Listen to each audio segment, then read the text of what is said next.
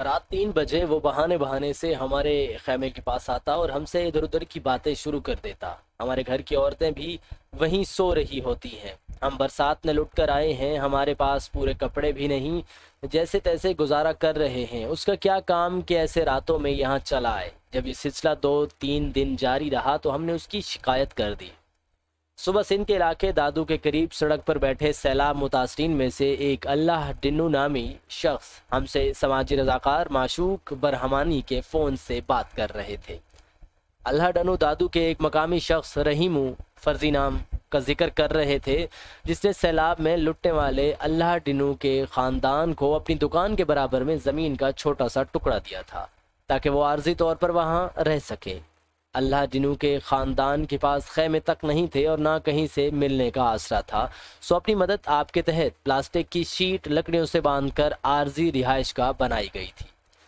Plastic की sheet सिर्फ धूप या बरसात से बचाव के लिए थी, किसी खिड़की दरवाजे या दीवार का कोई तकल्लुफ़ इस घर में ना था।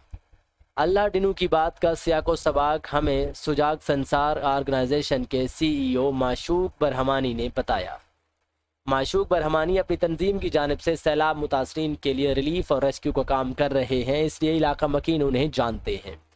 उनका कहना था कि अल्लाह डन्नू दादू के नज़दीक एक गांव के रिहायशी हैं। सैलाबी पानी गांव में दाखिल होने के बाद वो किसी न किसी तरह जान बचाकर अपने गांव से निकलने में कामयाब हो गए। अलबत्ता उनके 3 जानवर सैलाबी पानी में डूब गए। हुकूमत ने मुतासरीन के लिए अगरचा कैंपों का इंतज़ाम किया है, मगर उनकी तादाद महदूद है, इसलिए बहुत से लोग खुश्क मकामात पर बिखरे हुए बैठे हैं। हर ख़ानदान अपने पर्दे की खातिर दूसरे ख़ानदानों से कुछ दूर अपना ठिकाना बनाता है। इस तरह पर्दे का तो वाजबी सा एहतमाम हो जाता है, मगर रात के अंधेरे में ये ख़ानदान गैर महफूज भी हो जाते हैं। उन्होंने मजीद वजाहत की कि रहीमू एक मकामी शख्स हैं जिन्होंने अल्लाह डिनू को परेशान देखकर अपनी ज़मीन पर आर्जी रिहाइश इख्तियार करने की पेशकश की, मगर फिर अल्लाह डिनू ने माशूक बरहमानी से रब्ता करके बताया कि उन्हें रहीमू की नीयत ठीक नहीं लगती। अल्लाह डिनू की 2 बेटियां भी इस कैंप में मौजूद हैं, जिनकी वजह से वो ज़्यादा फ़िक्रमंद थे। माशूक बरहमानी ने रहीमू से जाकर मुलाकात की और उन्हें समझाने की कोशिश की, जिस पर वो नाराज़ होकर चले गए।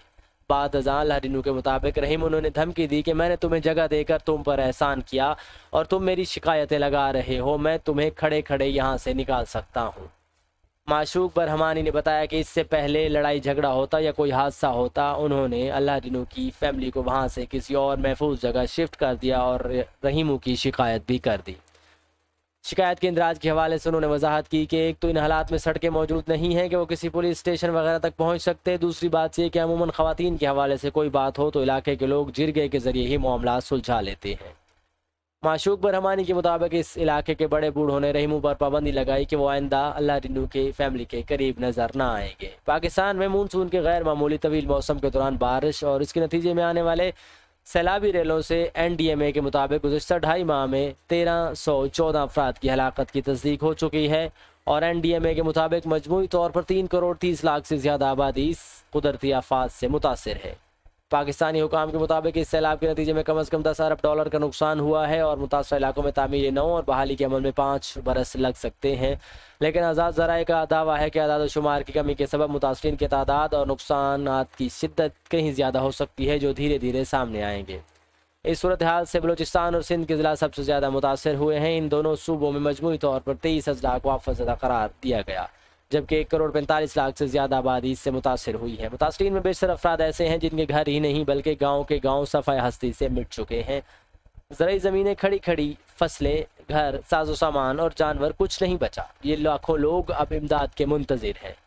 मुतासरीन में बेशतर का इल्ज़ाम है कि हुकूमत की जानिब से उन्हें कोई मदद फराहम नहीं की गई और ना ही उनकी आर्जी रिहाइश का बंदोबस्त किया गया है, और ये कि सिर्फ निजी इमदादी इदारे उनकी थोड़ी बहुत मदद कर रहे हैं। बहुत से लोग सड़क किनारे चारपाइयाँ खड़ी करके या प्लास्टिक की शीटों से आर्जी घर बनाकर सर छुपाए बैठे हैं। ऐसे बेसरो सामानी की हालत में ख़वातीन के लिए बहुत से ख़तरात पैदा होते हैं, जिनमें हर आसानी सर फहरिस्त है।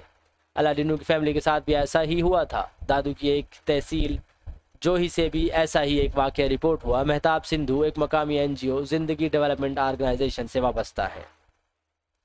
उन्होंने बताया कि जोही के करीब MNEV ट्रेन पर बहुत से सैलाब मुतासिन आरजी पनाहगाह बनाए बैठे हैं। घर के मर्द इमदाद की तलाश में कहीं दूर निकले हुए थे। सिर्फ माँ और 2 बेटियां अपने आरजी खैमे में थीं जब एक अजनबी मर्द वहां चला आया और लड़कियों से उल्टी सीधी बातें करने लगा। लड़कियों के शोर मचाने पर वो शख्स वहां से भाग गया। वो कौन था ये शनाख्त नहीं हो सकी। इस हवाले से हमने SP ज़िला दादू इरफान अली समूह से बात की। उन्होंने कहा कि हज़ारों लोग कैंपों से बाहर सड़कों पर मौजूद हैं। अगरचा हमने अपने DSPs की ड्यूटी लगा रखी है, लेकिन फिर भी ऐसे वाक़यात पेश आ सकते हैं। हमारे पास अब तक कोई बाकायदा शिकायत दर्ज नहीं करवाई गई। ताहम उन्होंने माशूक बरहमानी की बात की तायद की कि लोग ख़वातीन से मुतल्लिक मामलात पर थाना कचहरी जाना अपनी रुसवाई और बदनामी तसव्वुर करते हैं, इसलिए आपस में बैठकर मामलात तय कर लेते हैं। ऐसा ही एक और वाक़या जो अगरचा मीडिया के सामने लाने की कोशिश तो की गई मगर उसे अहमियत ना दी गई, वो दादू की तहसील जोही के एक आरजी कैंप में पेश आया। हरासा होने वाली खातून अपनी फरियाद लेकर दादू प्रेस क्लब तक पहुंच गई थी, लेकिन उनका दावा है कि वहां भी किसी ने उनकी बात नहीं सुनी, जिसके बाद वो मायूस वापस लौट गई।